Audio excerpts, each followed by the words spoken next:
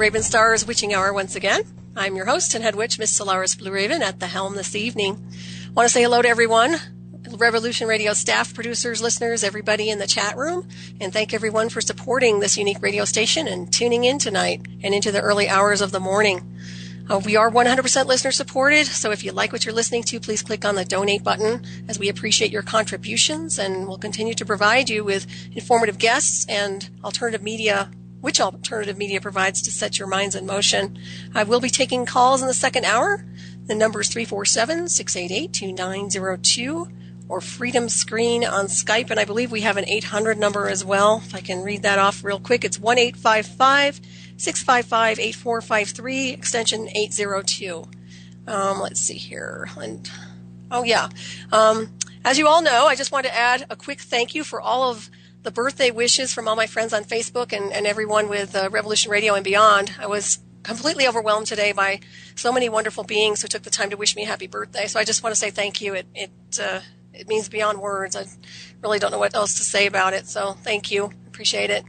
And let me give you an introduction insofar as our guest this evening. His name is Gerry Warner. And let me give you his bio.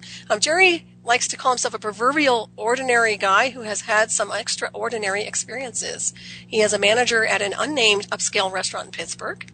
He is also a freelance op-ed editorial and political cartoonist for the Philadelphia Inquirer, the Boston Herald, the Pittsburgh Tribune Review, and the Providence Journal Bulletin, among similar media outlets. Gerry has been I can't talk tonight, okay? Gerry has been photographing some rather interesting anomalies, which we'll cover in detail tonight. I provided a link in the chat room, so you guys can access that and look at the pictures and the photos. And I guess that's pretty much it. Gerry is also something of a freelance researcher in anomalies, and I have known him for what seems like a very long time on this planet. But please welcome Gerry to the show this evening. And Gerry, how are you? Solaris, it's wonderful to be here. Thank you so much. I appreciate it very much, and I'm very grateful. Thank you. Oh, it's so glad to have you on, man. It's just awesome to hear your voice. You sound good. And, thank you. Likewise. And, I should punctuate this by saying, I do wish you a happy birthday as well. This is very synchronistic that I'm on your show on your birthday, and I'm grateful for that as well. Well, thank you. Yeah, it's quite the birthday present, so I appreciate it. So we're going to talk about ECETI Ranch, because I'd like to talk to you about when and how these experiences first began for you, and also about ECETI Ranch, if you can kind of go into your experience there. Yes. Well, I know you provided a link for the photos themselves, but right.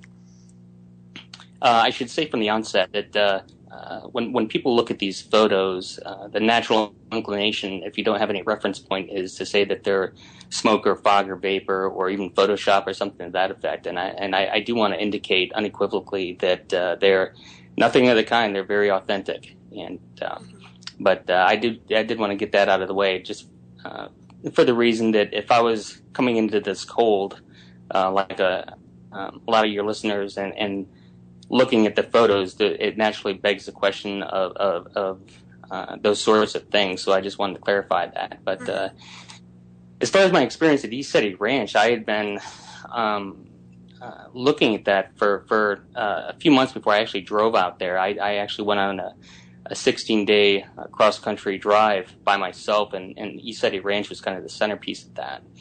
And, I should also indicate that the people that work and live there, namely James Gilliland and his crew, are extremely hospitable, and they're very authentic people. So anyone who has a chance to go up to ECETI Ranch, I don't think you'll be disappointed. I can safely say that my paradigm was changed. But when I first got up there, we had seen some things that ECETI is known for. But the thing that really, really changed my perception of, I guess you could call it the otherness of reality, is it was my last night at ECETI. And James has got what he calls the Field of Dreams close to his property. And I'm convinced he's got a bona fide vortex or portal there. And so I was out there, I went back, and I just wanted to go out there and take some pot shot photos, hoping to get some orbs. I'd been fascinated with orb photos for quite a while. And I literally said to whatever consciousness may have been present, I said, come on, you guys, this is my last night at ECETI, show me some love. And I got a little bit more than I bargained for. Nice. There's a succession of 3 or 4 photos in about 3 minutes that began with a red orb, which at the time I didn't give it any consideration. And then by the 4th photo, this what many have come to regard as a feline-looking photo showed up on my camera, and I got to tell you, it really, really it rattled my cage quite a bit. Granted, I had asked for it, but when it showed up on my camera, it was about 1:30 in the morning, and it was unlike a scary dream or you'll see a scary movie or something like that. It's something that when you experience it, it really goes to the core of who you are. And all I could think of at the time is, okay, just get in your car and go.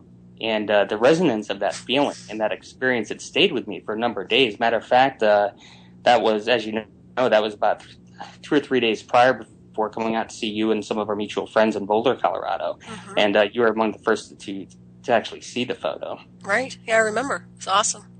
Yeah. So from that point on, I had been, like I said, I'd been fascinated with orb photos, and I know a lot of people tend to dismiss them as that they're vapor or dust particles or something to that effect, and that does play heavily into it. But there's something else that's going on with orbs themselves, and I don't pretend to know. But they're definitely more than some of their parts. Mm-hmm. And so, fast forward about 9 months, it was in late July of 2011. And I was outside of my brother's house in Pennsylvania trying to get some orb photos. And so these manifestations started to show up again. By that time, I was ready. I had already been acclimated to the phenomena, and I was actually quite excited about it. And I kind of thought to myself, all right, you guys, come on, let's go. I'm ready for this. And so I assumed that since they showed up at that point, that they would probably show up again. And I've learned quite a bit through my research and people I've talked to of the nature of this phenomena. But from that point on, I had been getting them around my brother's house, and I thought that naturally that there may be something to the land or his house itself that may be contributing to that. Mm-hmm.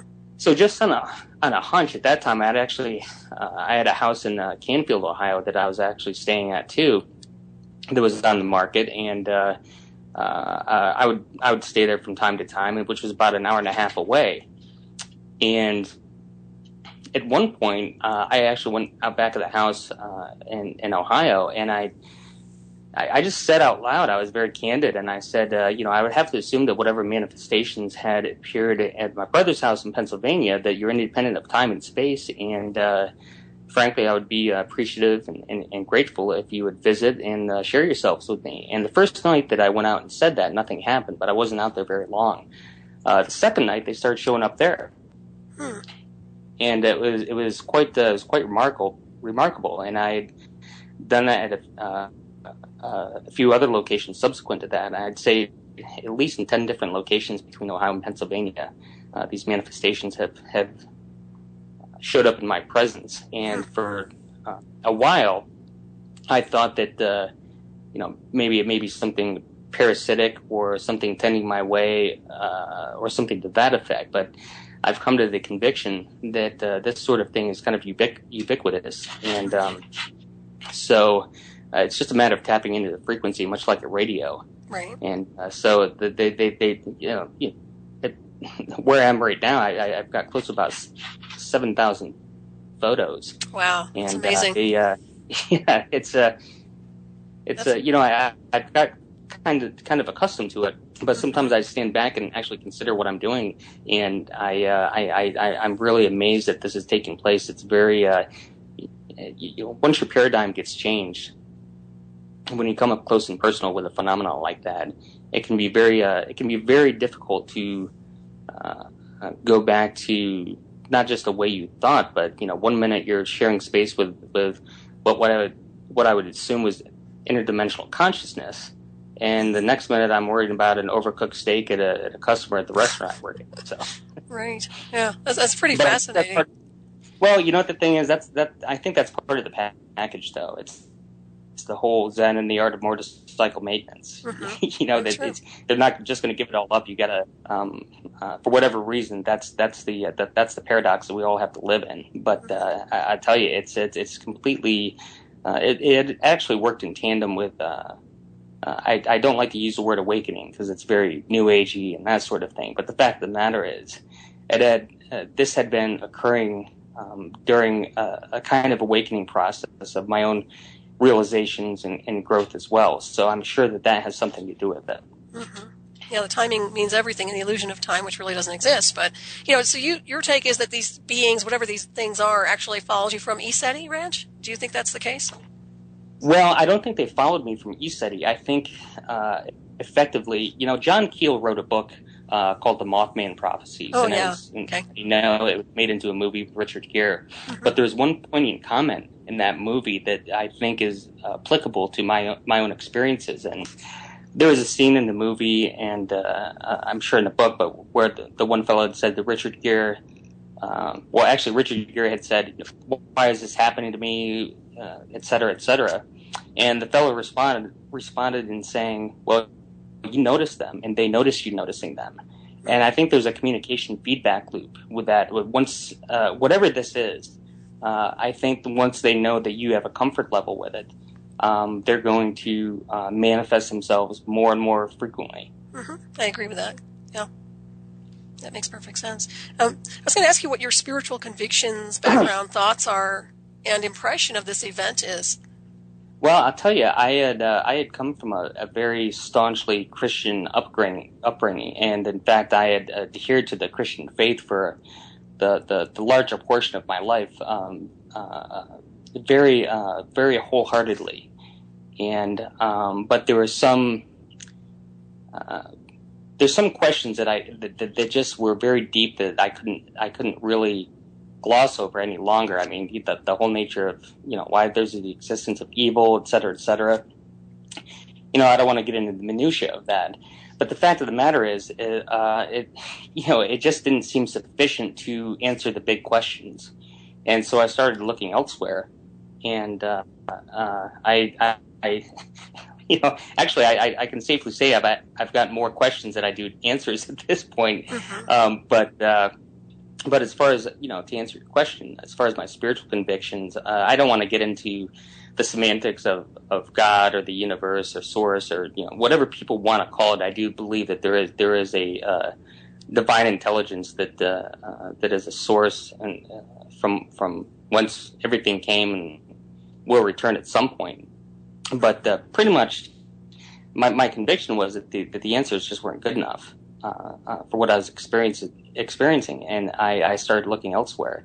So that kind of worked in tandem with I'm absolutely certain with why I'm experiencing what I am today. Mm-hmm. Yeah, that makes sense. Where were these photos taken? You said they were at your brother's house, was it daytime or was it in the evening? Well, it was in the evening. And matter of fact, I'm sure that this sort of phenomena appears during the daytime. But the fact of the matter is that in order to really see the fullness and the detail of the manifestations, just as a contrast, it's most helpful to have more of a black background to really bring out the fullness of it. Right.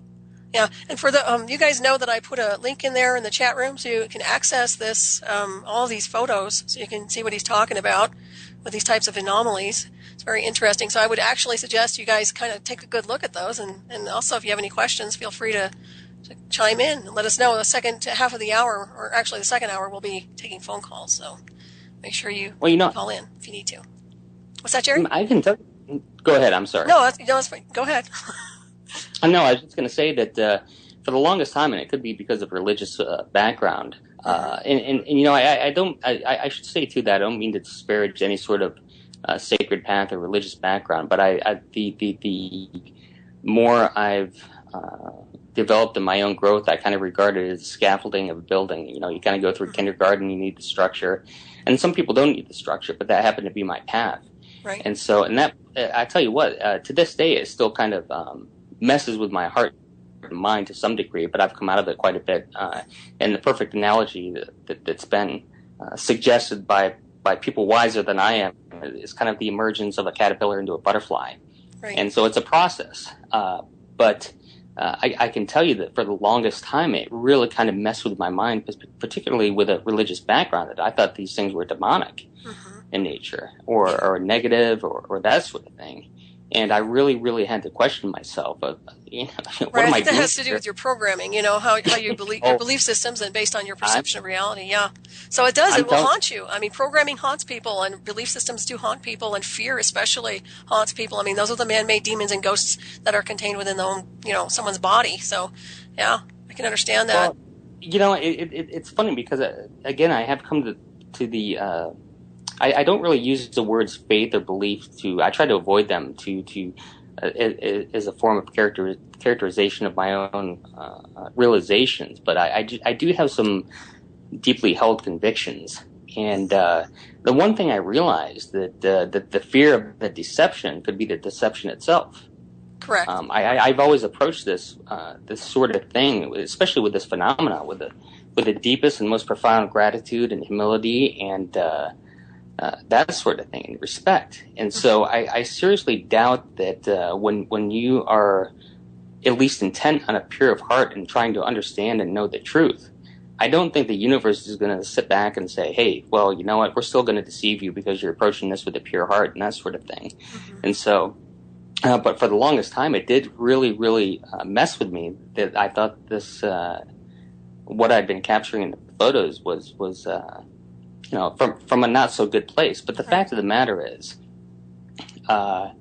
they haven't, I haven't really experienced the telltale signs of a parasitic or a negative or a hostile entity that you would typically find in a lot of the stories of people's experiences. I mean, even if they are hostile or negative, I got to tell you that during my experiences when I'm taking the photos, I've actually said to them overtly, I said, you know what, I tell you what, and it is just speaking purely from the heart. I've said to them, it doesn't matter to me where you're from or the nature of who you are. I am deeply, deeply appreciative and respectful of the fact that you've shared yourselves and visited. I mean, to me, that is it's such an extraordinary experience. To me, that it really, frankly, doesn't matter to me where they're from, and I don't mean that in a dismissive or disrespectful tone. But as I said, they haven't really messed with me as far as I can tell. Right. Yeah, and that's a good thing. They continually show up and manifest in my presence pretty much wherever I go. That's very interesting. Well, it's like air traffic control where I come from, and a mix between that and the Addams family. So I'm calibrated to so many different types of energy and species, as I guess I would call it. Oh, I'm sorry, Solaris. I'm breaking up. You guys hear me all right now? Jer, you there? Can you guys hear Jerry? Jerry? Can't hear you, Jer. Hang on, guys. I've got some audio problems. Anybody hear me in the chat? Give me a heads up. You know what? You were breaking up there quite a bit. Okay. I can hear you now, so hopefully we can all hear each other. I'm pretty sure everybody can hear me. Jerry, can you hear me again? Okay. Radio check? You okay? All right. Yes. Okay. So anyways, we were just talking about air traffic control, and we lose a lot of things. Well, that's part of air traffic control. Anyways, we're going to have a strange night, I can tell. Anyways, getting back to a lot of this, these questions here. What type of camera do you use to photograph these anomalies, and have you used different cameras? Well, I use a Canon PowerShot 1400. No, it's an SD 1400 IS. It's a digital camera, and I have used different cameras. I've used at least four different cameras. Two of the cameras are the same model, but overall I've gotten the same results from them. So it's certainly not the camera. It's certainly not the location that I go to.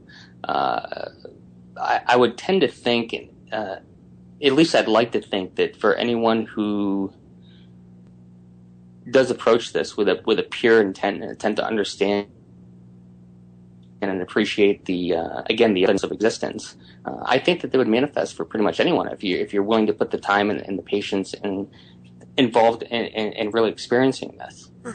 Yeah, that makes sense. Has anyone else witnessed this event with you? Oh, certainly. And getting back to the cameras, I should say also, it does beg the question as well. Well, how do you know when to take the photo?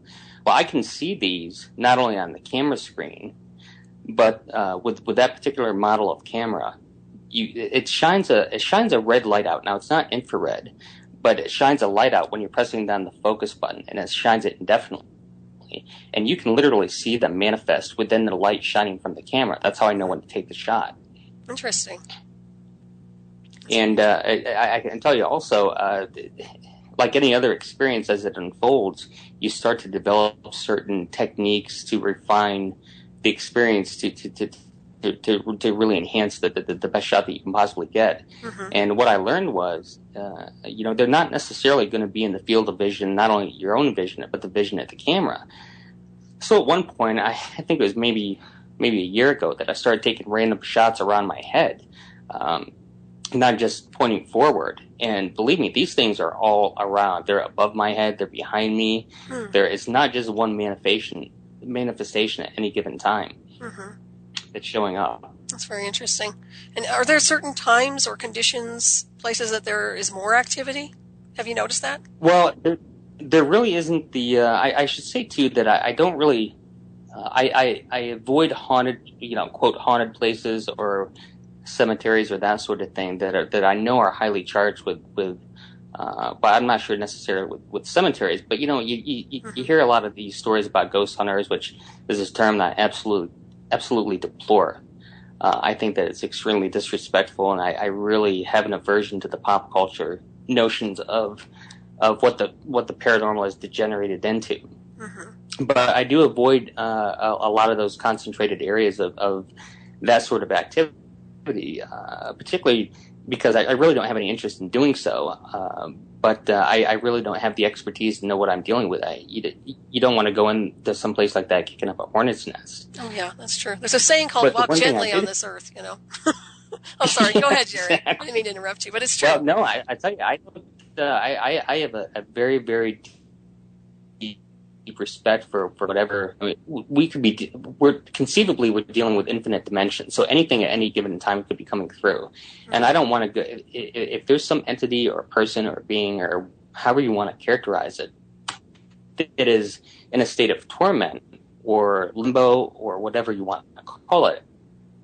Who am I to go in there and start kicking up dust just because I want to get the trophy of a photo? I mean, that's not my motive. My whole motive in this is it's something that started off with a very singular experience, and I frankly just want to know the truth. I really don't want to.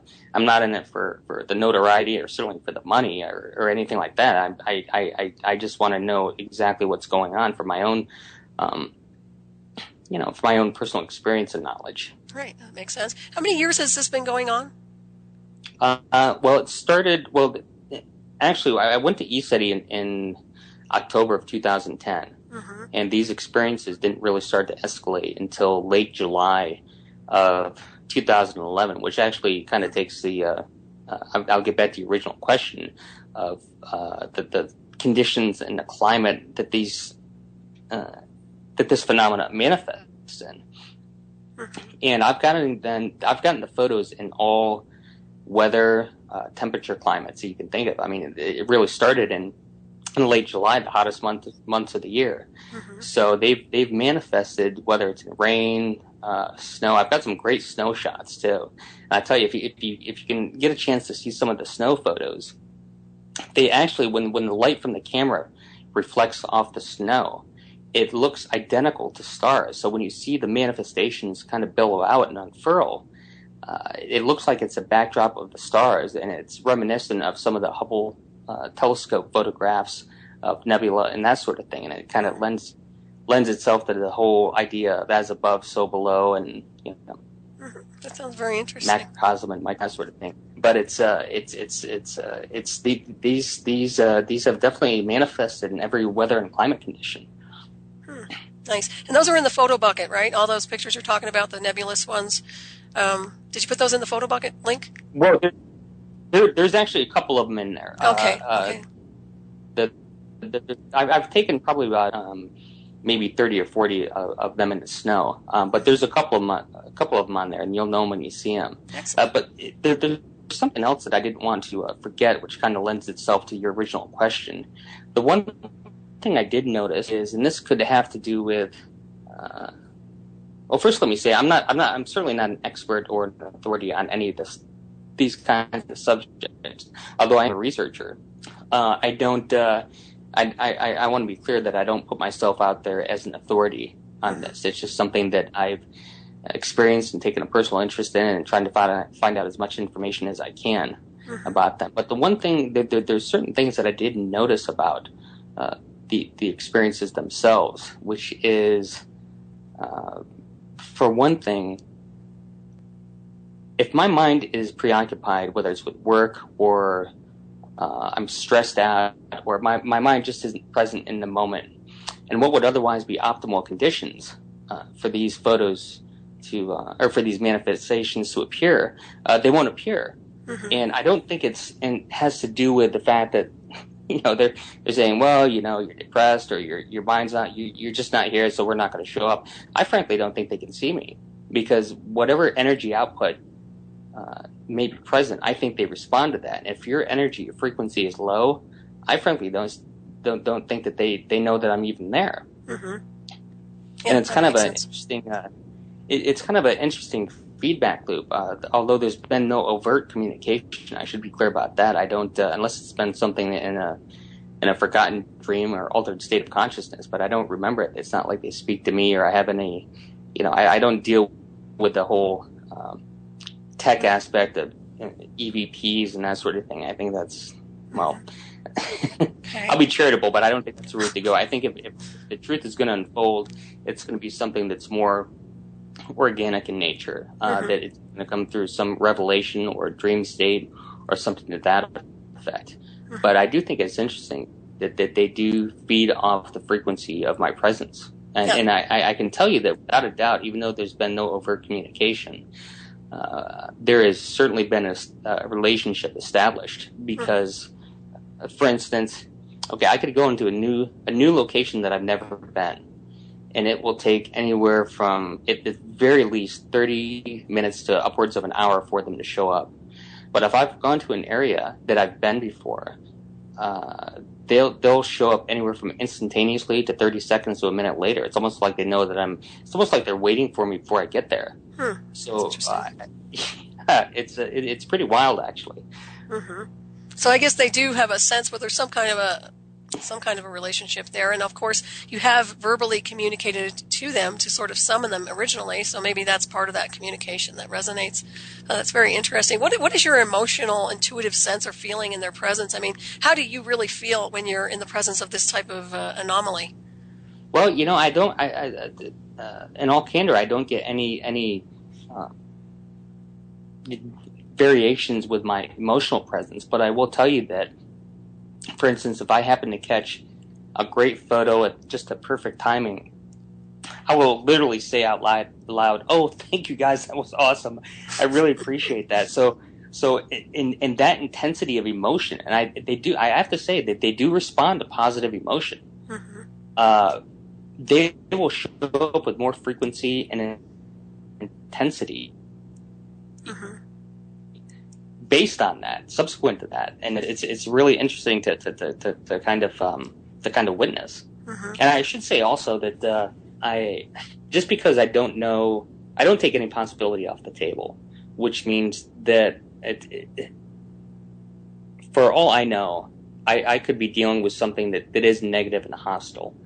I don't think that's the case. That's not my sense of it. But I don't want to be arrogant enough to say that I'm not being deceived. But the fact of the matter is, before each, for lack of better words, photo session, when I go out there, I do, and again, I don't want to get into the theological hair splitting, but I do thank God for the experiences. I ask for wisdom and guidance and protection and that sort of thing, and I extend the same overture to whatever consciousness may be present. I say thank you for sharing space. I really appreciate you coming out, and I hope I get some good photos. And it's not just a sort of thing where I'm trying to, again, get the trophy photos. That's not the idea.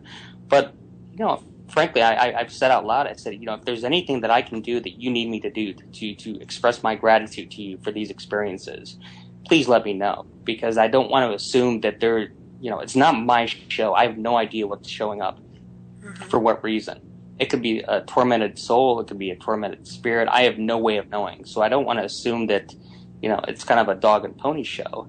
Mm-hmm. And so I am mindful of the fact that there could be some very destitute souls, or at any given time, again, anything could be showing up. So I try to consider all possibilities when I'm going out there, because I don't really want to, I don't want to be disrespectful to the experiences, and I do want to honor the experiences. Mm-hmm. That makes sense. Some of them remind me of elementals, just my own intuitive take on it. I find them interesting. I was looking at a lot of those pictures, but to me they almost look like animal totems. It's funny you say that. When I sent, pardon? No, you're fine. But we have a horrible. I apologize for the quality of this conversation. I'm not pleased with it at all. So, but go ahead, Gerry. You there, Jer? Well, no, I was just going to say that it's funny you say that, because can you hear me? I can hear you fine, but it's just a horrible quality. So it's coming on your end, and there's nothing I can do about it.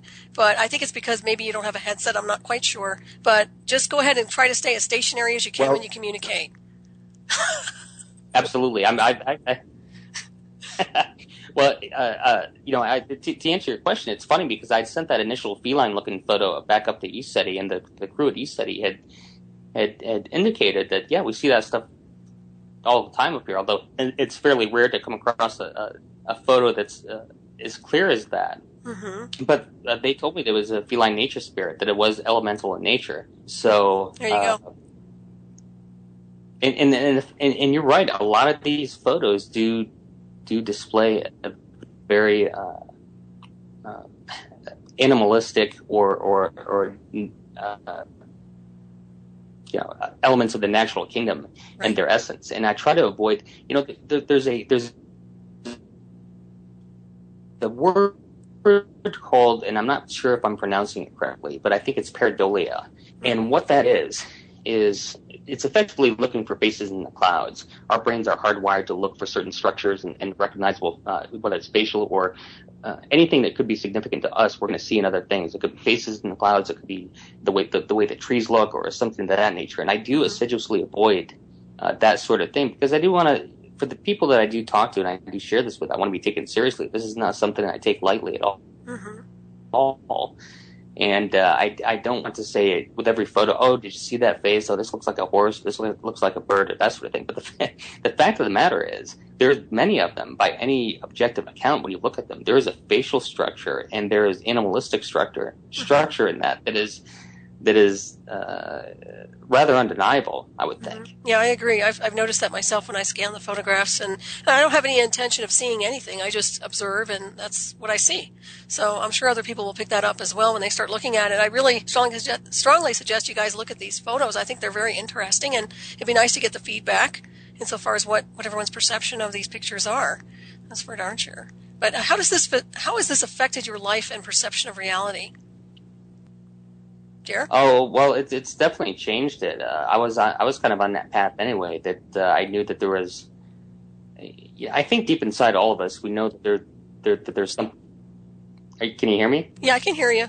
It's not real good, but go ahead. Okay, sorry. Sorry, my Skype kind of keeps going in and out, so I'm not sure if I'm. Yeah, I don't think your signal's so hot, but to answer your question, go ahead, Gerry. Go ahead, you slow there? Yeah, I'm here. Sorry. This is horrible. I'm sorry, everybody. This is like the worst. No, go ahead. No, I tell you what, it's probably the elementals here in my presence, and they're all just trying to chime in. It's my birthday, so whatever. Let's rock and roll, okay? Just keep going, Gerry. If I lose you, I'll get you back. Hang in there, everybody. No, that's fine. Okay. Well, if worse comes to worse, you can just call me back on my cell phone. Yeah, I know. I might do that. Okay, we'll keep talking. I'm sorry. Your original question was how has that affected me? What, spiritually? Yeah, I was just wondering what is it given to you? I mean, what has this whole anomaly thing done for you insofar as changing your perception of life, or has it done anything at all? I was just curious. Well, to the extent that, if nothing else, for the longest time I went through my life and again adhered to the Christian faith. And it's all speculation as far as until you have an up close and personal experience. this sort of it could be UFOs, it could be a burning bush. I mean, you name it. People have their own profound experiences, but it gave definition to the fact that there's truly an otherness to our existence. And even though I don't know the fullness of the nature of it, there's something else going on. So if anything, it gave me assurance that, okay, for whatever reason, we're not alone. And I agree. It could be, I tell you, it could be nothing more than I may never find the true fullness of the answers, but if nothing else, it could be something to the effect of God or nature or the universe, whatever you want to call it, just saying, hey, Jerry, we just want to let you know we're around. Peace. Have a nice day. Mm-hmm. And I'd be perfectly content with that. I mean, just to have this level of experience that I've had so far, I regard as an extraordinary privilege. And again, I don't take it lightly, and I'm extremely grateful for it.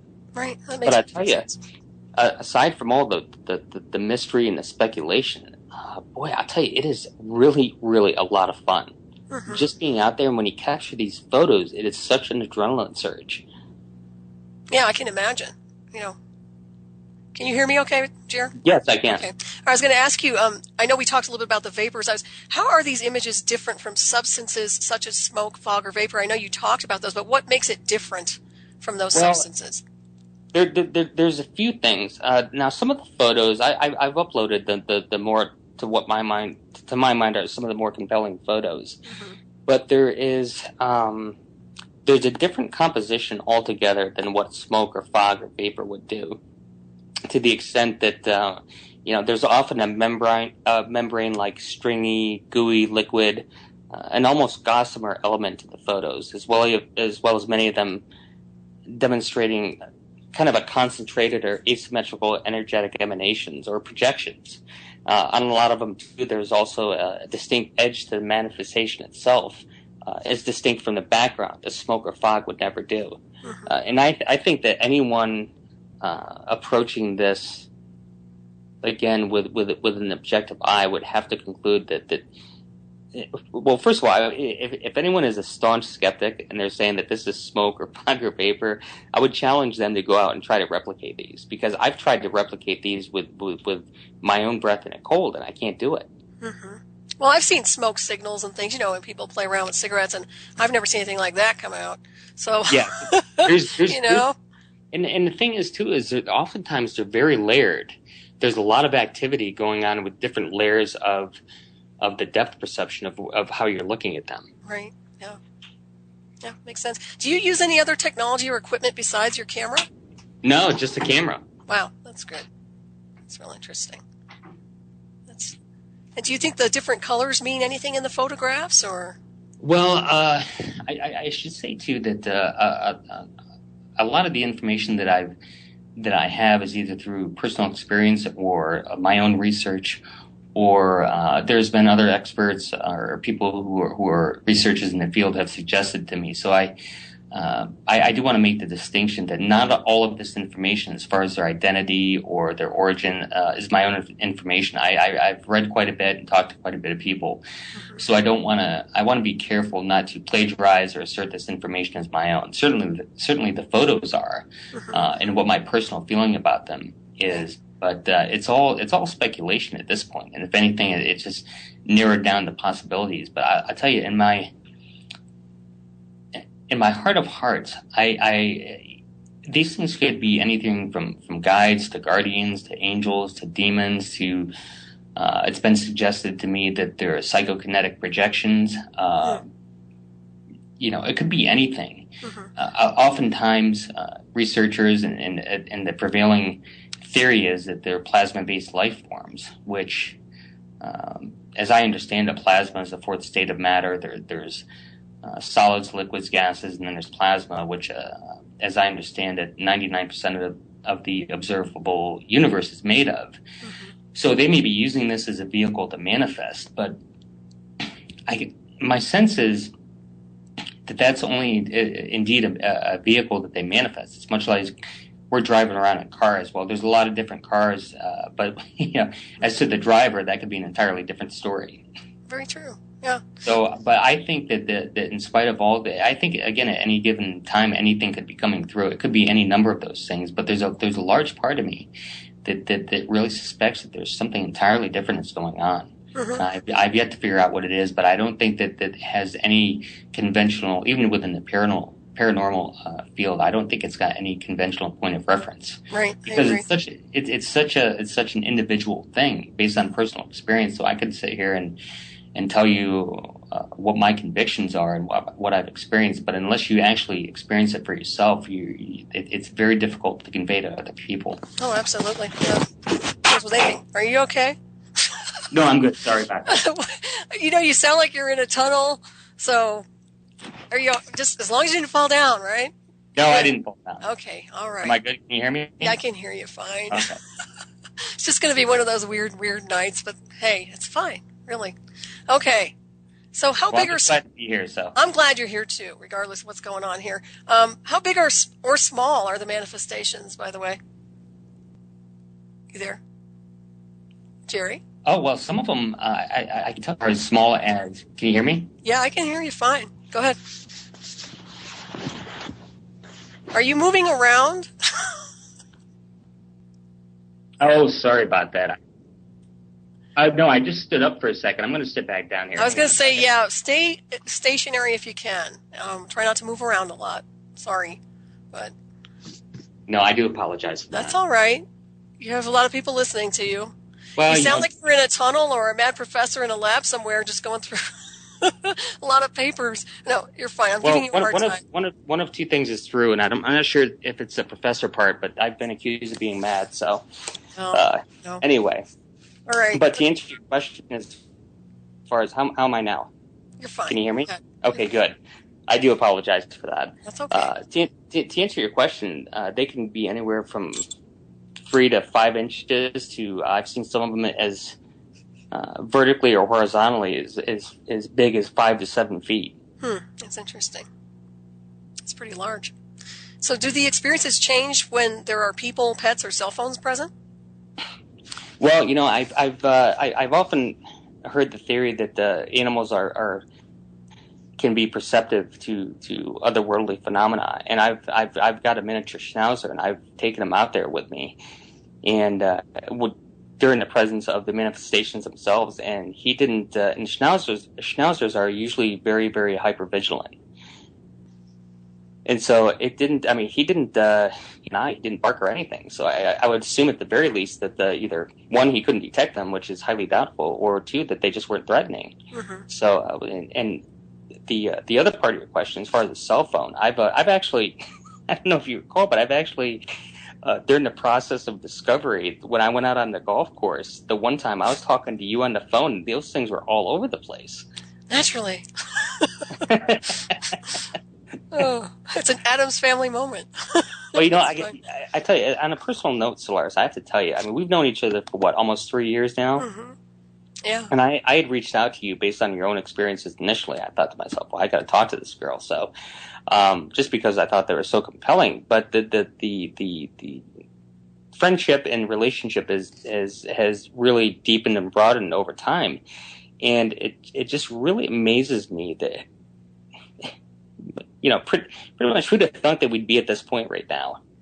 I'm telling you. And if only I could get a better signal, Gerry. That's really where I'm at. I'm so anal. I'm like going nuts, but it's okay. I'm glad you're on tonight. Stationary, and I'm not moving. All right, just stay still. Okay. As they say, freeze. Okay. I don't know if that's going to help or not, but I think it might, intuitively speaking. So, anyways, let's move on here. I was going to ask you a few more questions.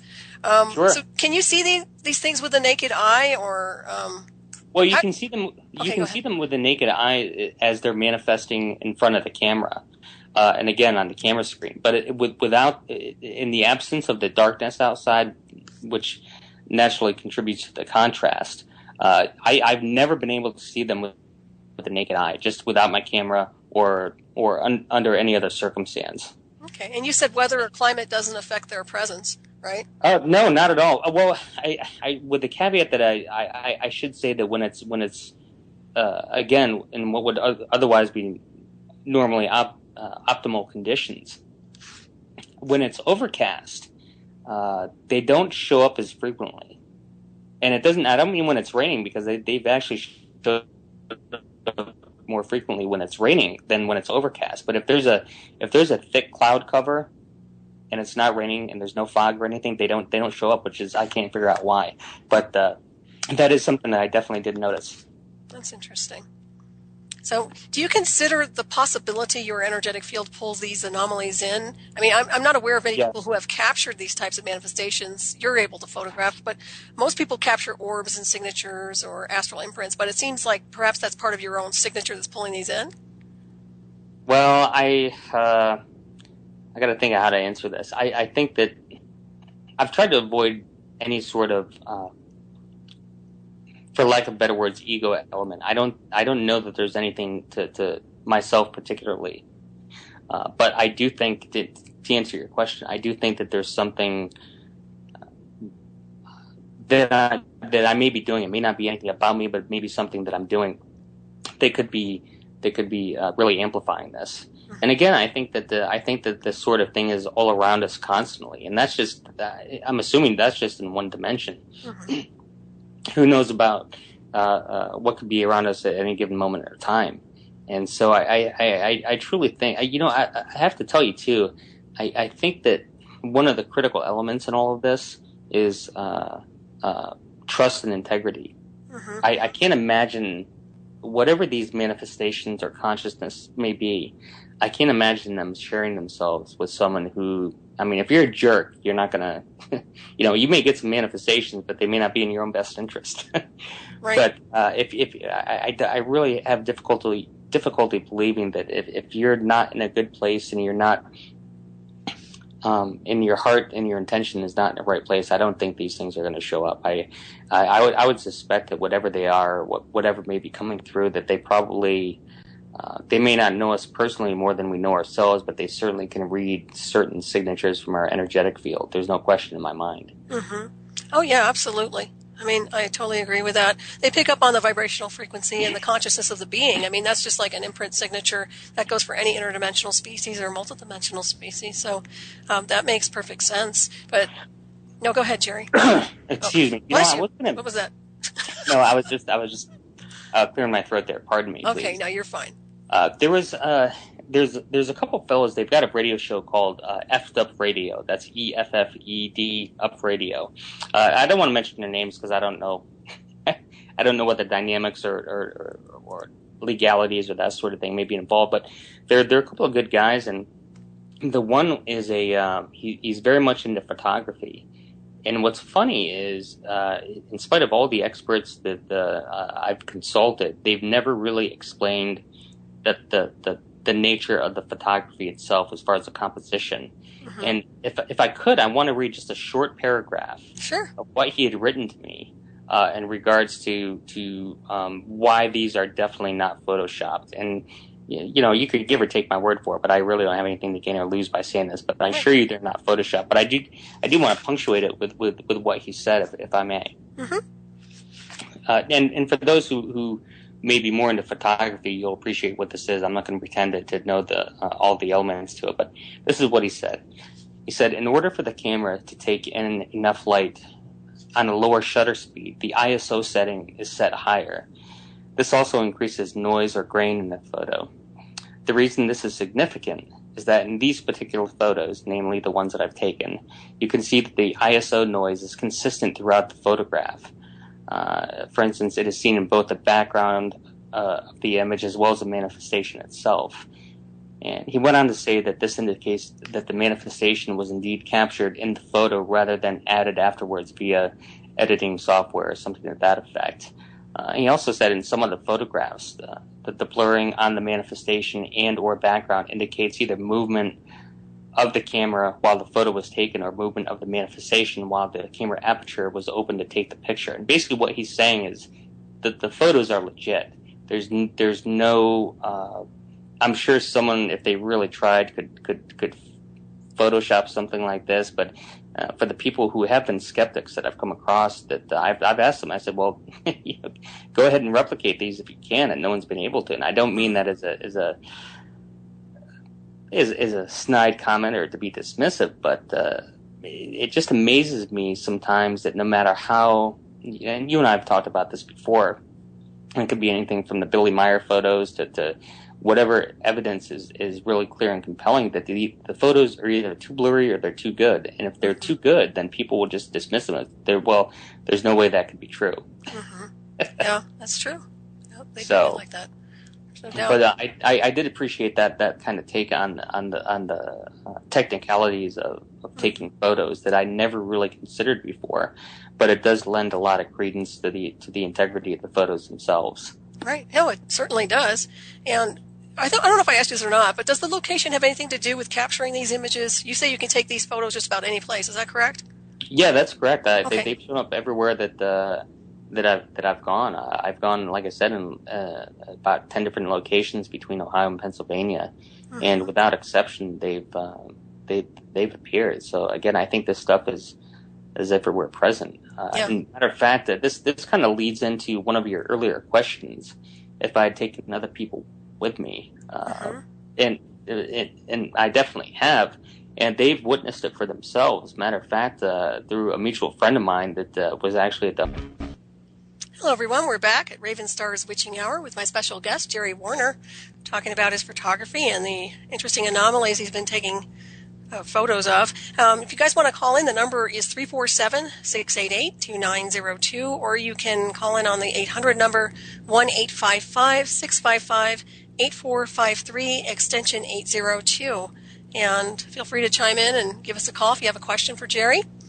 All right, Gerry, there? Yes, I'm here. Okay, if you could do me a favor, I had another, somebody else wanted to know the type of camera and lens that you used to film these anomalies.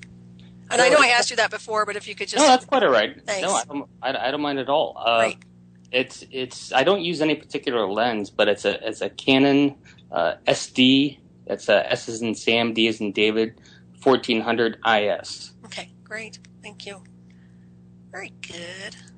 And I do apologize. Other than that moment that I stood up, I haven't. I've been pretty much stationary, so You're I'm good. not really sure what the interference was.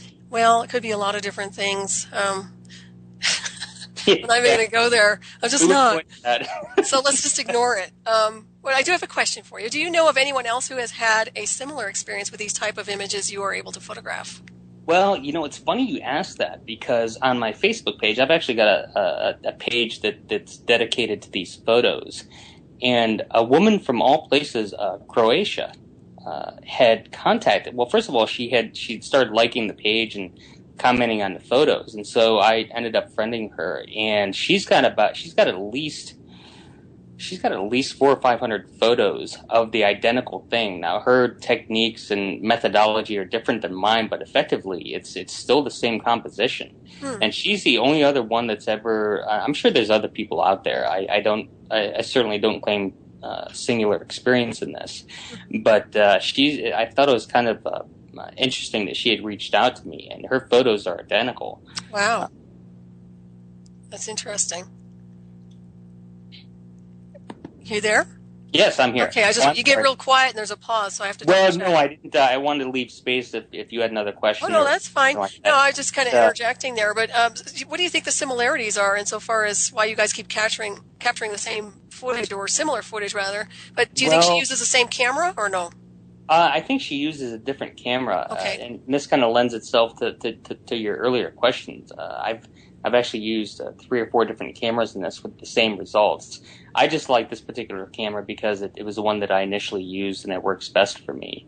But the other two cameras were digital as well, which I think just due to the technology that we're going to see more of this thing anyway. But it's the answer to your question. I have used 3 or 4 different cameras and with the same results, and so I don't think it has anything to do with the camera, the location, or anything like that. Right. certainly sounds like that. That's interesting. Well, there was one thing that I actually coming up to the break we were talking about. Right. I'm sorry, Gerry. Yeah, go No, ahead. no, that's all right. But it lends itself to the question you would ask if anyone else had experienced this. And just in a nutshell, the fellows that I took up there with me weren't spiritual or religiously inclined or that sort of thing. And I just from the interest of experiment, I wanted to see if these things would manifest in the company of people who weren't necessarily dialed into or perceived that reality. And the experiences did not disappoint. I got to tell you. Matter of fact, we were initially when we went up there. I told the two fellows. I said, "Listen, this is kind of like a lot like whale watching. I can't make any promises if they're going to show up." So I told them to wait in the car, and I said, you really have to approach this with a degree of humility and respect. You can't be fooling around with this because just for obvious reasons. And so I went out to the location that I'd been to on at a number of times, and they showed up. These manifestations showed up within 30 seconds. And so I went back to their car and I got them and I said, it's showtime.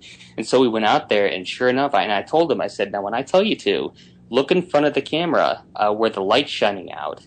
And when I say now, look in front of the camera, and I said now, and I took a few shots, and the one fella, I won't share the explicatives he said, but he was like, wow, that is freaky, man. And matter of fact, we were doing it for about 15, 20 minutes, and I said, just on a hunch, I said, well, do you want to try it? And obviously they said sure. So I let them use my camera, and I told them basically what to do, and I stood off to the side probably about at least 40 feet, and the manifestations were showing up for them as well. It's pretty interesting. I'm certain it changed their paradigm quite a bit. Oh, yeah. Quick question, Gerry. We have a question for you. Has anyone taken photos at the same time with you and side by side? So, yes. Okay, they have. And what are the results? The same. The same? That's interesting right there. Yeah. Well, that's a good confirmation, huh? Well, matter of fact, I had I can't tell you how many times I've been stopped by police officers for being out in the middle. Sure, well, no, I'm just kidding. Oh, no, come on. No, but seriously, well, when you're out there at 3 or 4 o'clock in the morning taking photos in the middle of nowhere, obviously it's going to draw some attention. And matter of fact, there's a police officer about a month ago that had come up, and long story short, I asked him if he wanted to join me, and he obliged, and he witnessed it for himself. Well, that's interesting. But what did he say? He didn't know what to say. Mm-hmm. Yeah, I bet. He just he was kind of he was definitely a courteous and kind and professional and that sort of thing, but he really didn't say much.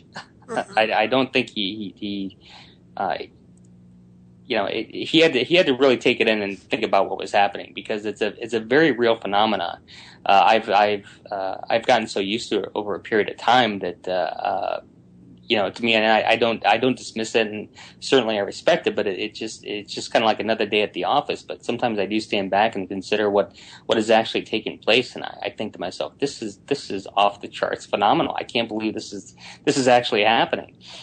Mm-hmm. I wanted to thank Quiet Pilot, by the way. That question was from Quiet Pilot in the chat room. So thank you for asking that question that Gerry responded to just recently there. So Gerry, if people want to get in touch with you, is there a website they can access, or do you want to give out your... I had actually had a website up for almost a number of months, maybe perhaps a year, but with quite a few of the photos. I think I had about 2,000 or 3,000 photos up there, but I don't know.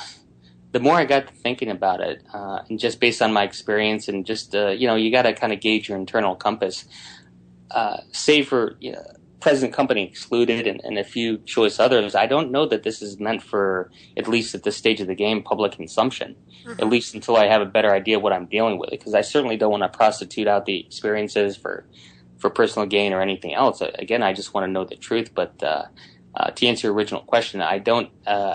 If people want to contact me, they can certainly write to me on my email. It's gowarner@gmail.com.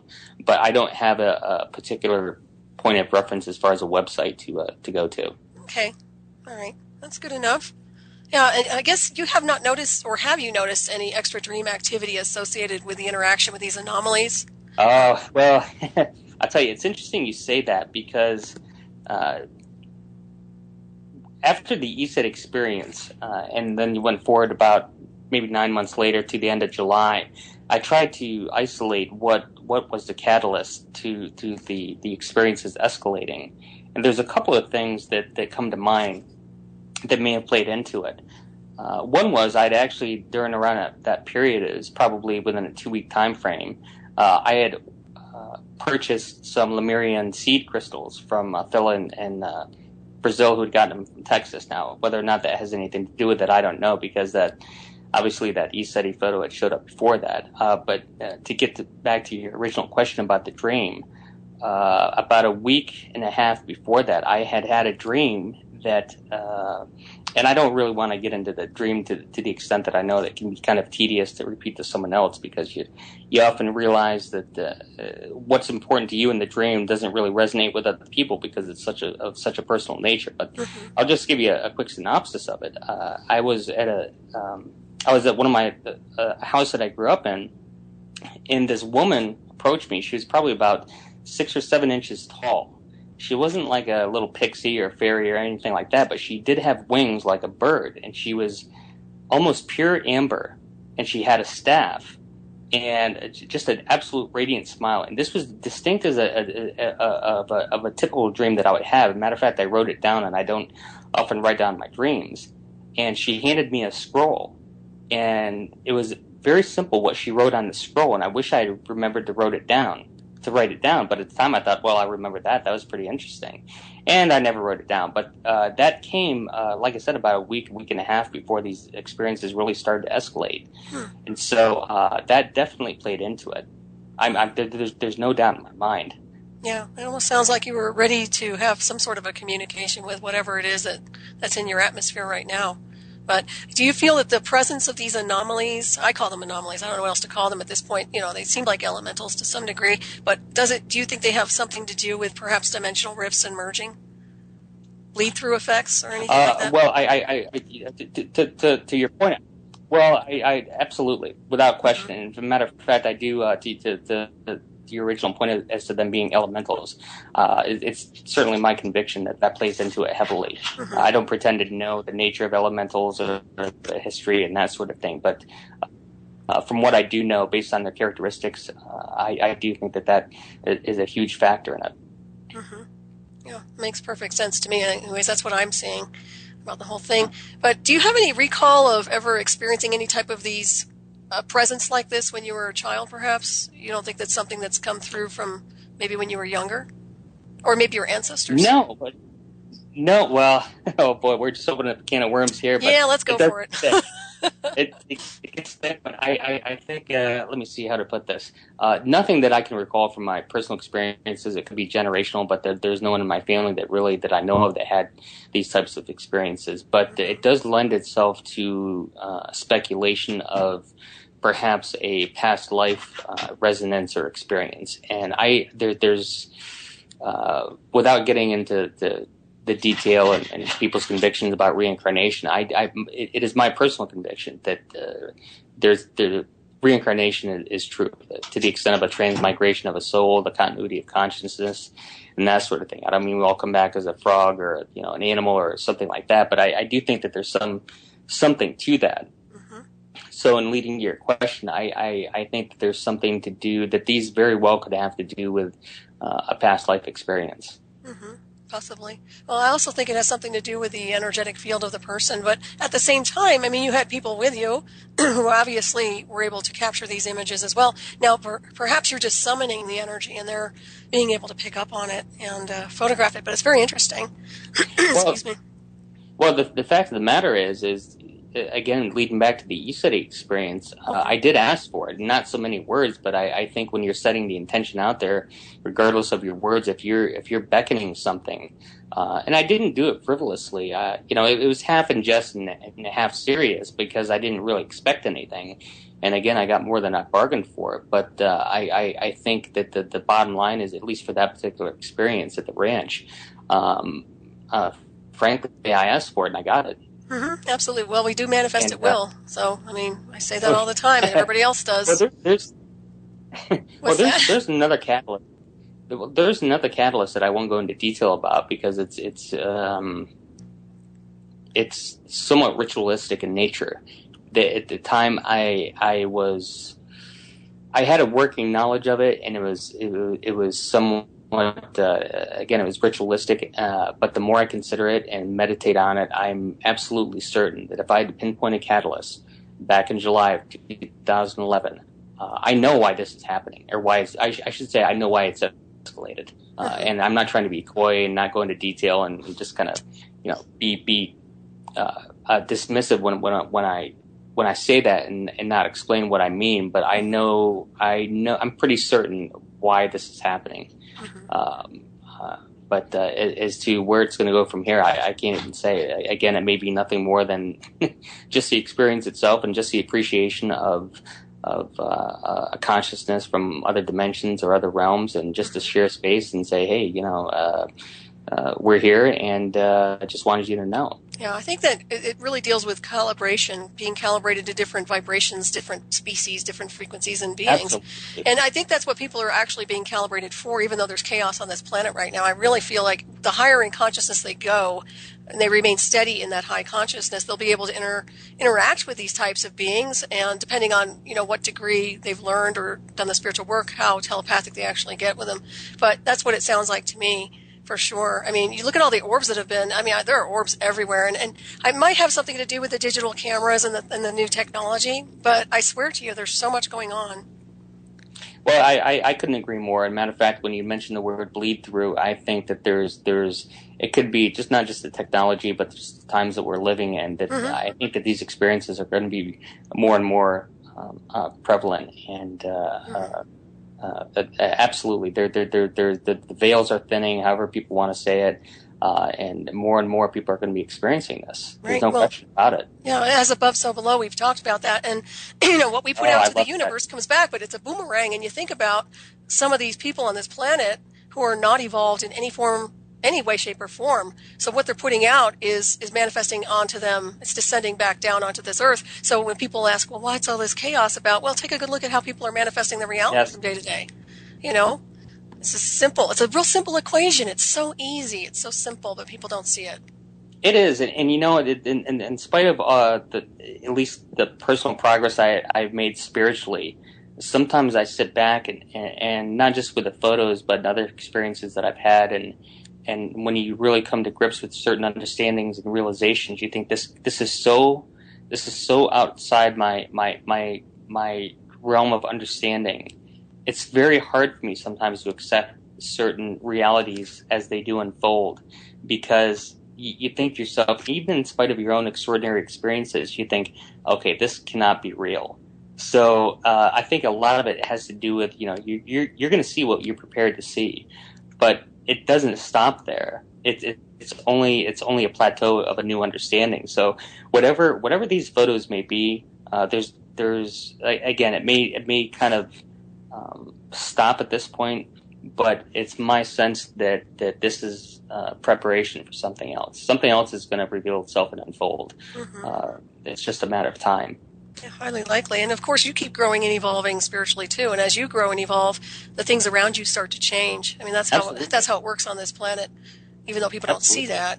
But it will. I mean, that's why you remain steady in what I always say, higher consciousness, because that's what feels right to me. I mean, you navigate beyond the illusion of what's going on the mainstream and the illusion of this linear world that's been created by a false collective. And then you go beyond those boundaries into a multidimensional space. And once you start navigating there's more liberty. There's more ebb and flow of higher consciousness and very lucid, how should I say, experiences. But, that's another show. Well, it is, but it leads into some of the things that you and I've talked about on numerous occasions, that a lot of the ancients were very familiar with this sort of thing. And when you had Mark Snyder on your last show, he alluded to some things that now, mind you, I'm no theologian or biblical scholar, but I'm certainly not unfamiliar with scriptural terrain. I've studied the Bible thoroughly for most of my adult life. But he had alluded to a chapter that was written by Solomon that indicated that which has been is that which shall be, and there's nothing new under the sun. And that could be anything from reincarnation to the technology we have now that we think is so advanced. When and then you consider the what did the technology of Atlantis and Lemuria have? I mean, this is like Tonka toys compared to that. Oh, absolutely. So I think that and that again lends itself to a lot of the questions from a Christian point of view that I wrestled with, that a lot of pastors and theologians and just garden variety Christians would just gloss over in the Bible. And I'm thinking to myself, if you look at the first chapter of Ezekiel, and it talks about the wheels within the wheels and the consciousness of the beings being linked with the consciousness in the wheels, and then when you consider that a lot of these people that have come forward about UFOs and off-world intelligence, talking about that the propulsion systems are linked with the consciousness. To me, it's plain as day. I don't know how much more explicit you can get. So when you walk away from something like that, I don't understand that. I don't. It's just hard for me to set that aside and compartmentalize that and say, oh, well, that's nice, and move on. No, why would they put something like that in there and just not have us chew on it? Right. I think it's really, everything's written in code, and it is censored. Every bit Indeed. of, whether it's biblical or spiritual, I mean, there's a lot of censorship, and it is written in code. And if you know how to decode it, you'll be able to understand it on a higher level. But it goes beyond the boundary of a religion, and that's where people get stuck in religion. Yes. And then they start judging and attacking and get fear-based. I mean, they have to really break that shell, and they don't, because the mystery schools, and we talked about this earlier with Douglas Dietrich a little bit, but, it's really true. A lot of that data went into the underground. It went because we needed to protect it. It needed to be shielded from people who are going to misuse technology, and actually religion has been developed as a tool to control, manipulate the masses, and it's quite obvious. It's been done, and they got away with it. I could not agree more. Matter of fact, and you and I have talked about this, whether it's Masonic groups or Catholics, whatever groups or organizations you get into, the rank and file members of those organizations, I think, are well intentioned and good. But when you get into the hierarchy and the people really pulling the strings, that's where the bad reputations and the corruptions get in, right, and that sort of thing. And so Well, what I like to say is that, the Bible may be the inspired word of God, but I don't think that the editing process throughout the centuries has been the inspired editing of God. I see it as man's version of God's law, and that's why I really have to break orbit with a lot of those teachings. I respect people's belief systems, but I have to tell you, you have to go to source, and that's not source. That's a middleman. So even though it might help somebody along their path, and that's wonderful, but they still need to go within. And I honestly will tell you that between, going into the spaces of the cells and the atoms and going in and diving into your own cellular structure, the answers are there. Universal energy answers, archives are all accessible. They're there. And I'm telling you point blank, you don't need anything really. That's the beauty of it, because when you destroy the archives, or if you destroy man-made archives, there's the cells, there's the atoms that will show you the way home, and home is universal compass. Well, again, I couldn't agree more. Matter of fact, that I can't really disparage the Christian background that I have. But I regard it as more of an elementary school. That was my particular path to reach me to the point to guide me to the point that I'm at. Some people, it may be through the Hindu faith or Islam, whatever, however path you reach that. And some people like yourself, they didn't, you don't have any, nor did you need any sort of organized structure for that. You kind of arrived at it at your own pace and in your own way. And I don't think that, I think that I'm a big fan of the Persian philosopher Rumi. I think that's how you pronounce his name, but I think he said something to the effect that there's many paths to God or the divine as there are human souls. It's just like many, as above, so below. You look at all the streams and rivers that run into the same ocean, and I think that's exactly how it works. Oh, absolutely. Yeah, that's the secret beyond the secret. I mean, there is no secret really. It's just plain and simple. It's hidden in plain sight, but yet they don't see it.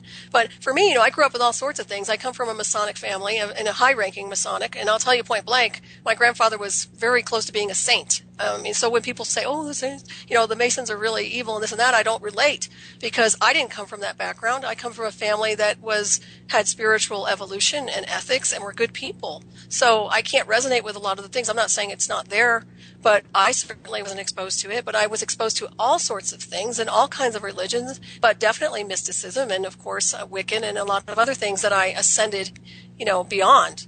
But I still bring those with me because they're very sacred to my heart. Well, indeed, and I think that a lot of these systems get co-opted for whatever agenda reasons people may have. But my grandfather was 33rd degree Mason, and there's another close family member of mine that was a 32nd degree Mason. And I can't really speak negatively about the Masonic system. I mean, if you look at what they wrote, even prior to the institution by Albert Pike of the 33 degrees and that sort of thing. The systems themselves and the iconography and the symbolism is absolutely exquisite. Right. I mean, it's so evocative of putting into your heart and mind what words are unable to express, and that's the whole idea of it. And so I'm not unsympathetic to the Masonic structure or people who are Masons. I think you also, if you approach things with a pure heart, it certainly makes a difference. And that goes with any religion or any belief system. I mean, it depends on the purity of the being that's really involved in the teachings. But, a lot of people go to regular churches or regular religions and their intention is pure. It's to be enlightened. But at the same time, they're being controlled and manipulated by corrupt cabals that are responsible for these religions. I mean, that are structuring all these things and manipulating the masses with a type of hypnosis, which I find to be very sad because people do have the answers within, but they've never been taught. They don't know about self-empowerment, which is huge. I mean, you don't need a middleman. That's the bottom line. There's a direct line between you and whatever you want to call creator, and there is no middleman. So, I'm 100% in agreement with that. Yeah, I mean, it's unfortunate, though. Everybody seems to think they have to get, to someone else in order to get home. And that's just not the case. And it has a lot to do with your higher self, over soul, superconscious, which I say all the time, because those are the keys and the components to going and merging to source energy. And that's not New Age, by the way. This is mysticism. This is alchemy. It's 101. This has nothing to do with New Age, just in case people are interested. No. I mean, you and I talked about before that and I don't pretend to be any historical scholar, but from what I've read about Newton and his contemporaries, and whether it's Copernicus or some of the early mystics, they knew of this they knew of alchemy, they knew of the spiritual metaphor of alchemy, and they accepted it as science. And it's not until recent, at least in Western civilization, where it's just gotten completely dismissed. And I think it's absolutely gotten suppressed. Absolutely. Yeah, I agree. Well, it's the transfiguration of the Christ, too. The cosmic Christ is what I call it. And I call him the mystical Christ because he's a mystic, obviously. Transfiguration is really, immortality is based on DNA activation. End of story. You alter the DNA and you mutate and phase shift into a different form and design, and that's part of the ascension process. So then that's not New Age. I mean, New Age might have adopted it, but that's mystical alchemy, folks. So, and it's been around for a long time. Well, again, I can agree more. You and I have talked at length about this. Right, yeah. The conversations, and I think we're on the same page as far as this goes. We may have come to the same conclusions by different paths, and I think a lot of that's what's happening too. And again, I try to avoid a lot of the New Agey terminology, but the fact of the matter is that there's sometimes you can't really use any other words, and I do think that there is a collective and individual awakening going on right now, where the old structures are being broken down, and I think it's irrevocable. It's just a matter of time. So, the way things are flowing, in our collective consciousness. You know why they're breaking down, though? Because they're false realities to begin with. They're illusion to begin with. The thing is, they were never real, and so now they're fading out, and people are awakening, but they're coming out of the sleep, the slumber. Well, you look around, whether it's financially or militarily, and this system can't sustain itself indefinitely. There's no way. So something's got to give one way or the other. I totally agree. Yeah. Well, it's breaking down, and you see the last hurrah. A lot of things are coming up. There's a polarization going on right now between control and manipulation and liberty. Whether it takes the form of the United States and our Constitution, or it takes the form of spiritual evolution, or it takes the form of some crazy person in North Korea. I mean, we're dealing with control manipulation, and that's an old linear behavioral pattern. It doesn't work. It doesn't fit. It needs to go, and it will. But I mean, I really suggest people, and I've said this before, that they really need to stand up and be counted. They cannot hide in the shadows. They cannot say, "Oh, it's going to go away."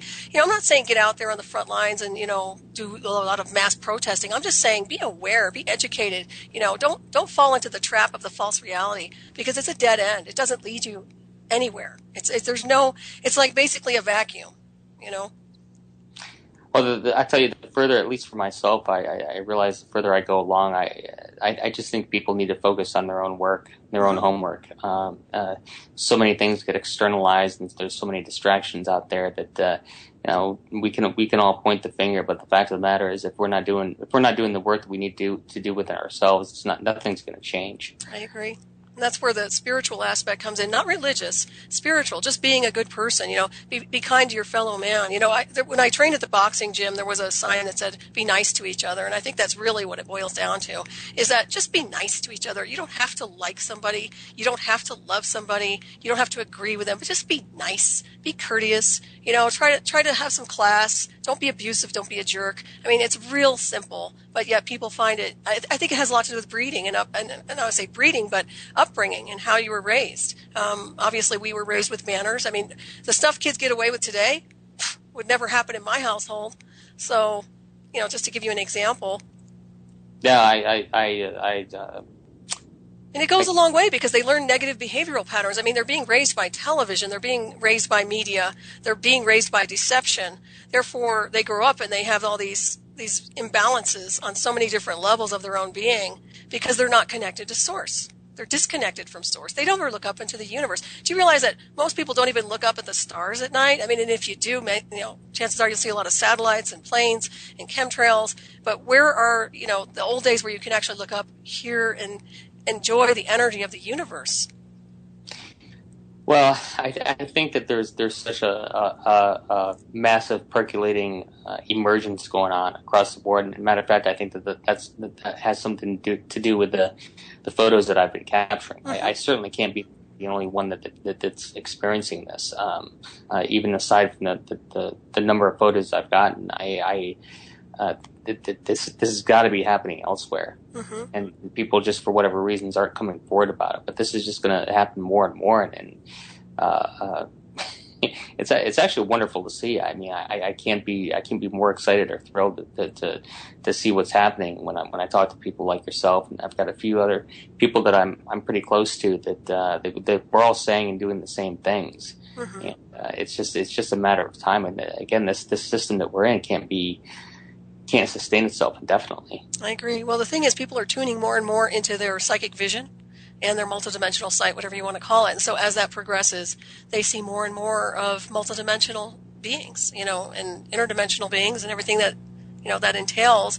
But if you stay brain dead and you pay attention to the linear world, and that's all you pay attention to, then your body automatically shuts down. So that's why I always tell people, you might want to shift gears and get away from the linear world and merge out into the higher aspects of what's really happening on this planet. And even though there's chaos, and even though it's evil and it's ugly, you can't surrender into the fear. Fear is an illusion. Fear is a program. It's a mechanism. That's all it is. It's a program.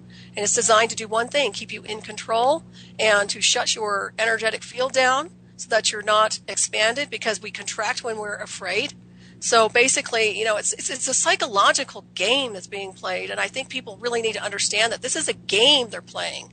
It's not a good one. We didn't authorize it, but it's happening. And the only way to disengage from that game is really to opt out and to move on and just stay steady in the universal energies and pay attention. You there, Jer? Yeah, I think I can't remember the fellow who said this, but he had indicated something to the effect of peaceful non-compliance. That basically said, I'm walking away. I'm not playing this game anymore. Mm-hmm. I never wanted to play the game. I got. No. I never asked to be pulled into their covert program.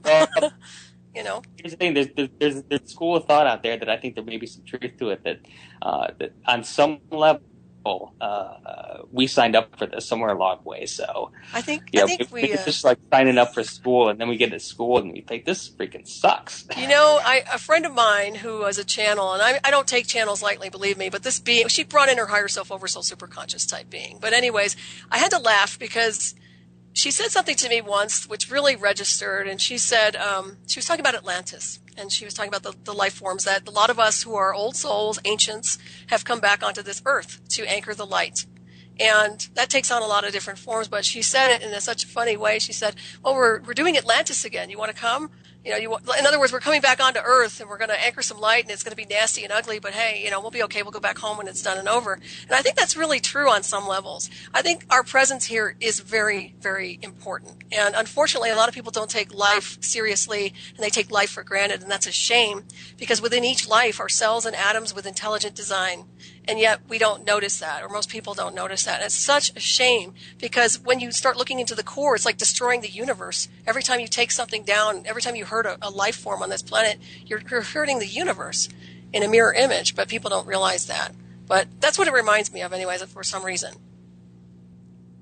Oh, no, I couldn't agree more. I just think that I think by all accounts, regardless of people's spiritual path or their backgrounds, people can feel it in the air that something is happening, something's emerging, and frankly speaking, I don't think that despite of all the doom and gloomers, I don't think we're going to have a financial crisis. I mean, I'm no expert, but I don't think we're going to have people talking about the FEMA camps and the concentration camps and all this other stuff. I don't see that unfolding. I don't either. I just don't. I mean, I've been watching it. Don't get me wrong. I've been observing it I observe everything. I scan everything with eyes of infrared. Well, they get back into that fear thing. I think that what's that saying? I have to say I love quotes and I'm a rabid quoteaholic, but there's one quote that I read that someone said something to the effect of, the only power that darkness has is the power it makes you think it has. Correct. So behind all this perpetuation of go out and store up food and these survivalists and that sort of thing, which I think you should have some reasonable level of provisions. Don't get me wrong, maybe a month's supply or something like that. But these people that are just making bunkers and storing up ammo and that sort of thing, they're playing into that fear and perpetuating it. So they're doing exactly what whatever people want to call the powers that be want them to do. And I just walk away from that. I don't play that game. I agree. I noticed with the whole thing with Boston, it took a hell of a lot of people, or I would say officers, a lot of different military divisions, you name it. Everybody and their mother was there to get this one guy. And I thought to myself, can you imagine if there was an upheaval with every single citizen in the United States? If it takes all of that to handle one guy, I'm like, good riddance. Yeah, I mean? Look, take it into perspective, okay? Look how many it took. Well, it really didn't. Actually, they did overkill. But the bottom line is, think about that. Just think about it for a second. I mean, all of us, standing up for our rights, we're not doing anything wrong. We just want to be free, okay? We just don't want people getting in our stuff. And I don't want criminals playing in my backyard. I don't want people censoring what I write or how I speak. And I certainly don't like being a lab rat or guinea pig for covert assault weapons. So, I think that we don't ask for a whole lot, just peace of mind. Well, I think that the system is in its last throes right now, and it's just a matter of time. And I'm certainly not suggesting that people become complacent, but I do think that the more people really do focus on their inner work, it does have a resonance and a frequency and an emanation that it sends out into the, whether people want to call it the ether or the universe, that it does anchor light. And again, I hate to sound new agey, but there's really no other way to put it. That's very true. Well, they wouldn't be deploying psychotronic weapons if they knew that the mind wasn't powerful. Let's put it that way. They know the mind is powerful. They know the mind is capable of manifestation at will. They know that our thoughts merged with source energy is extremely immortal and divine. And this is something they like to attack with their psychotronic weapons because that scrambles the code.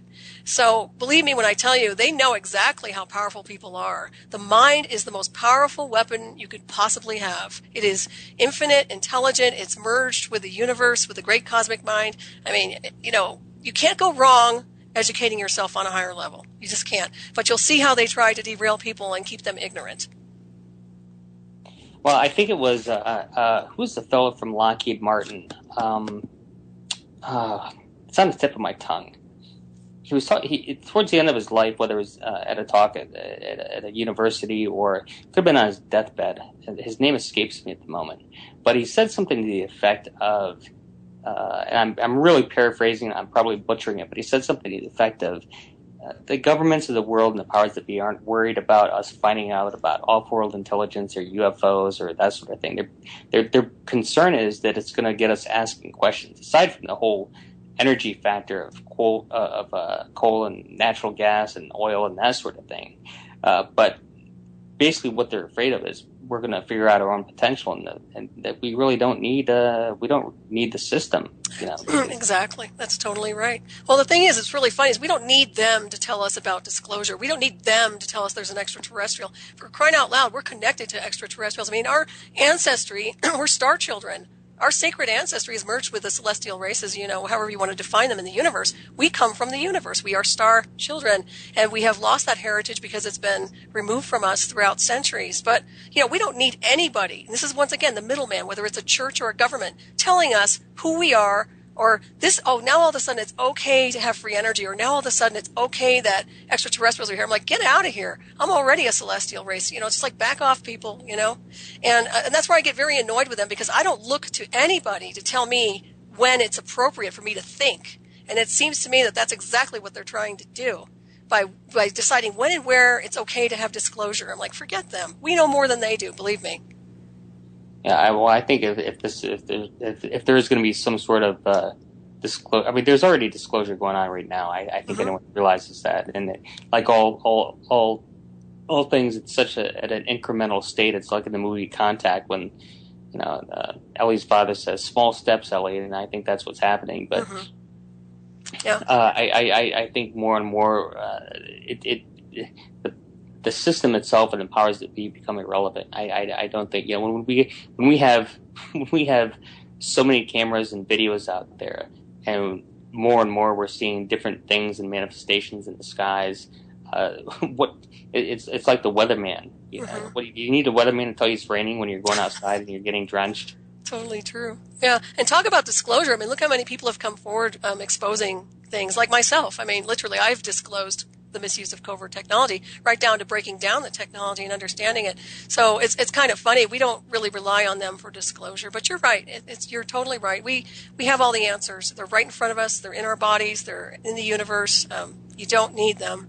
And I think that they're realizing that, and the only thing they have are their guns, their weapons, their misuse of writing all sorts of crazy bills to control, manipulate society. But that's fading out. It has to fade to black. It doesn't work. The thing is, as far as I'm concerned, that the fact that they're going to such overt extremes out in plain sight, to me, it gives every indication that they're desperate. So, absolutely.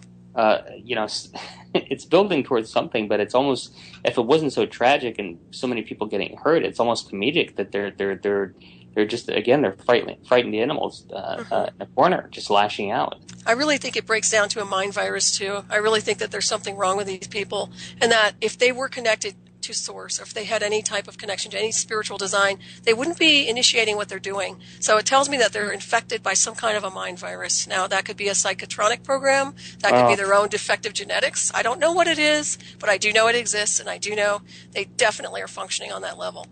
Well, I tell you, again, I don't pretend to be any bastion of experience or expertise in this, but I just think when you consider so many layers of what is happening, it's like whack-a-mole. You try to keep tabs on the chemtrails, the GMOs, what the military is doing, the surveillance society, and I mean, who can really? And I've gotten to the point where I just don't even care. I don't even pay attention to that.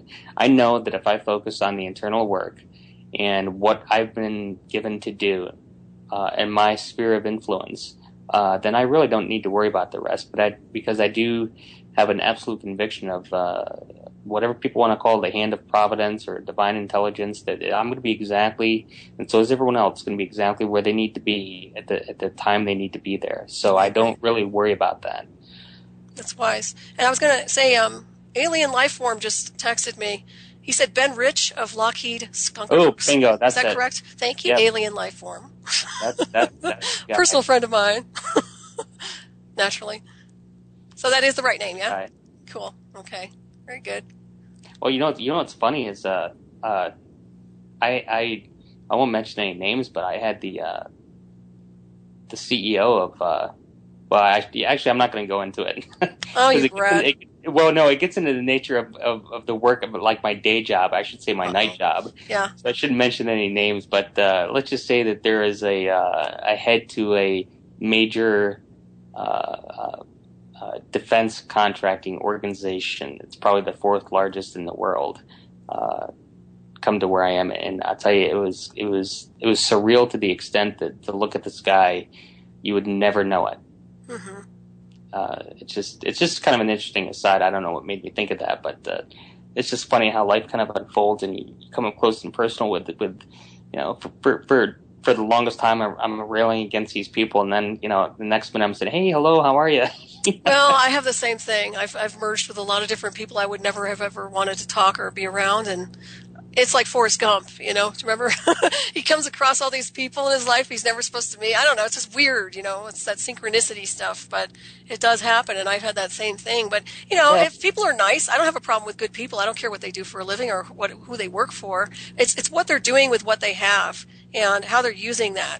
And that's the biggest problem I have. No, I agree absolutely. Hey, I wanted to say one thing real quick, and I don't want to, I don't know how much time you have, but I want to give you mentioned synchronicity. I want to give you a quick story of as I just back to the photos real briefly.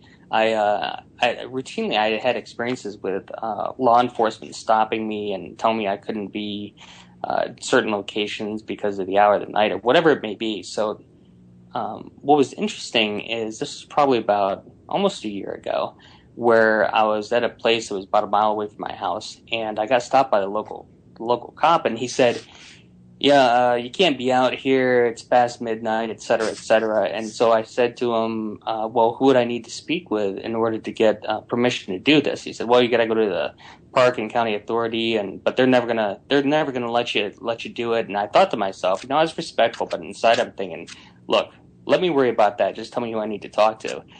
And so, at that moment, I didn't get agitated. I had kind of a Zen moment that whatever's happening is supposed to be happening. So, long story short, I go down to the Allegheny County authorities, and lo and behold, I end up speaking at first to the fellow who's the head of Allegheny County Parks.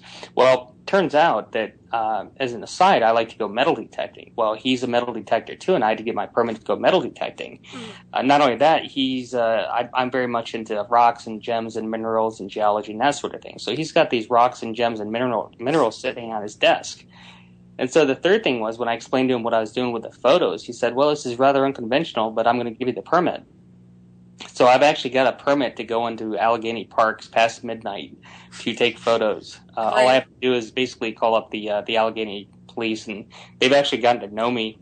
That's wonderful. They know my phone calls when I call up. Matter of fact, there's one officer that had stopped me, and he didn't know about it, and I could hear over the dispatcher because his window was down. And he had said, oh, yeah, does this fella have an Ohio license plate? And he said, yeah. And I said, so obviously he didn't know that I could hear him, but he said, yeah, he's kind of a strange puppet. Oh, funny. So we had a chuckle about that. But it's just interesting how things unfold if you're paying attention.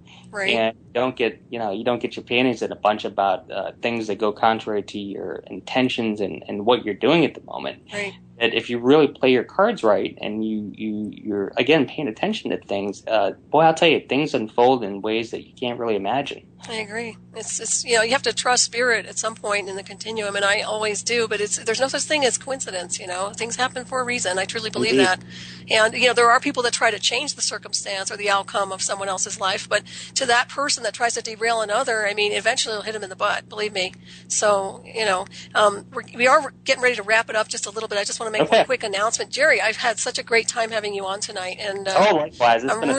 It's been wonderful. It's really, really glad you came on the show, and I hope everybody appreciates. Yeah, I hope everybody appreciates your photo. Your photos are just incredible. So take a good look at those guys. And Gerry, you will have a link somewhere maybe where they can access it. If not, you guys can get in touch with me on Facebook, and I'll have a link on my Facebook page on Ravenstar's Witching Hour. I would welcome any questions or comments. Or excellent. I'm very accessible, so Great.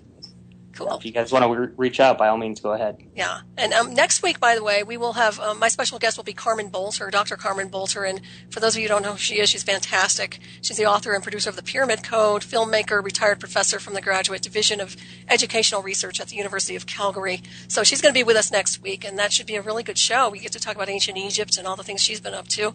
So, and stay tuned for Shiny Side Out with David Dunger and Mecki. And all right, so we have a few more minutes left, Gerry. Is there anything else you want to communicate? Want to give your email out one more time? Oh, sure. It's G as in G as in Gerry. G.O. Warner at gmail.com. I was drawing a blank there. I was like, okay, what happened? I say G for Gerry. You really don't want to give your notes. So it's G.O. Warner at gmail.com. Awesome. And I think if you want to, you can put my Facebook link up there as well. Okay, excellent. I don't know if I have that, but okay. What was I going to ask you real quick before we wrap this up? Is there anything else you want to say? Is there anything you want to? I know you're a writer. I know you're. All I can say is kind of punctuate this by indicating that the photos are absolutely authentic. I don't have any agenda with these. I just would, if anyone's got any answers out there, they're having the same experiences. I would love to share ideas because I just want to know the truth about these. But definitely check out the photos. It's the real deal. And when you're looking at them, really look at them.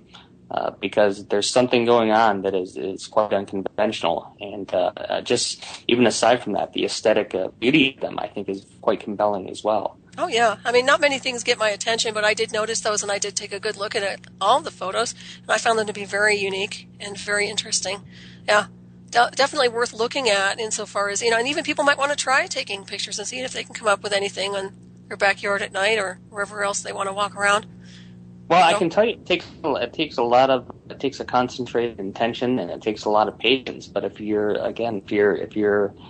intentions are in the right place and you have integrity, I think that you would be surprised at the results that you may get. Mm-hmm. Oh yeah, absolutely. Have you ever captured orbs with these? Well, it's funny you asked that. I've actually captured.